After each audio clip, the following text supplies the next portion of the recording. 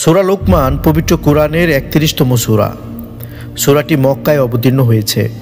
এতে ৪টি রুকু এবং ৩৪টি আয়াত রয়েছে। যারা নামাজ পড়ে, যাকাত দেয় এবং পরলোককে বিশ্বাস করে তাদের জন্য পবিত্র কোরআন একটি একক কিতাব ও পথ নির্দেশক। লোকমান হাকিম একটি পরিচিত নাম। লোকমান তার নিজের পুত্রের প্রতি আল্লাহর একত্ববাদ, তার কৃতজ্ঞতা স্বীকার, মা বাবার সেবা, নামাজ আদায় করা, জাকাত প্রদান ও বিপদে ধৈর্য ধারণ সম্পর্কে যেসব উপদেশ দিয়েছিলেন তা উল্লেখ করা হয়েছে। অহংকার না করা, সংযতভাবে চলাফেরা এবং নম্রভাবে কথা বলার জন্য উপদেশ দিয়ে বলা হয়েছে। গলার আওয়াজের মধ্যেই গর্দভের গলাই সবচেয়ে শ্রুতিকটু। লোকমান হাকিম তার ছেলেকে যে উপদেশগুলো দিয়েছিলেন সেই উপদেশগুলো আপনার আমার বদলে দিতে পারে জীবনের চলার ধরন। চলুন প্রিয় দর্শক, সেই উপদেশগুলো জেনে নিই। উপদেশ নাম্বার ১, আল্লাহর কোনো শরিক করো না। আল্লাহর শরিক করা তো চরম সীমা লঙ্ঘন। উপদেশ নাম্বার ২, নামাজে দাঁড়ালে অন্তরের হেফাজত করা। নামাজে দাঁড়ালে তখন মনকে স্থির রাখা কষ্ট হয়ে পড়ে। ধরা যাক কোনো একটা জিনিস হারিয়ে ফেলেছেন, অনেক খুঁজেও পাননি। দেখা যায় নামাজে দাঁড়াতেই মনে পড়ে যায় জিনিসটা অমুক জায়গায় রয়েছে। শয়তান মনকে স্থির থাকতে দেয় না। নামাজে দাঁড়ালেই সারাদিনের হিসাব কষে। নামাজে দাঁড়ালে কাজের রুটিন তৈরি করে। লোকমান হাকিম বলেন, নামাজের সময় অন্তরের হেফাজত করা।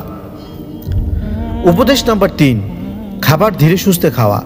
তাড়াহুড়ো করে খাবার খেতে গিয়ে গলায় আটকে যায় অথবা খাবার উপরে উঠে নাক জ্বালাপোড়া করে। একটু অসতর্কতায় বড় বিপদ ডেকে নিয়ে আসতে পারে। এজন্য লোকমান হাকিম খাওয়ার সময় তাড়াহুড়ো করতে নিষেধ করেছেন। উপদেশ নাম্বার ৪, অন্যের ঘরে গিয়ে এদিক ওদিক না তাকানো। এই অভ্যাস থাকলে দূর করা উচিত। লোকমান হাকিম বলেন, অন্যের ঘরে যেন নিজের চোখ হেফাজত করা। আপনার জন্য তারাও যেন লজ্জিত না হয়, আপনিও যাতে লজ্জিত না হন। উপদেশ নাম্বার ৫, কথা বলা বা ভাষণ দেওয়ার সময় নিজেকে সংযত রাখা। অসতর্কতা বশত কোনো কথা বললে বিপদ হতে পারে। বেশি কথা বললেও নিজের মর্যাদার হানি হয়। উপদেশ নাম্বার ৬, মৃত্যুকে এক মুহূর্তের জন্য না ভুলে যাওয়া। মৃত্যুর কথা স্মরণ রাখা, কারণ যে কোনো সময় মৃত্যু চলে আসতে পারে। উপদেশ নাম্বার ৭, আল্লাহকে স্মরণ করা। আল্লাহ বলেন, তোমরা আমাকে স্মরণ করো, আমিও তোমাদের স্মরণ করব। সূরা বাকারা আয়াত নং ১৫২। যার অন্তরে সবসময় আল্লাহর জিকির থাকবে, যার জিভ সবসময় আল্লাহর জিকিরে ব্যস্ত থাকবে, আল্লাহ তাকে প্রিয় বান্দাদের কাতারে সামিল করে নেবেন। উপদেশ নাম্বার ৮, কারো উপকার করলে সেটা একেবারের জন্যই ভুলে যাওয়া। কেউ কারো কাছে সহজে হাত পাতে না। অভাবে পড়ে কিংবা বিপদে পড়ে মানুষ সাহায্য চায়।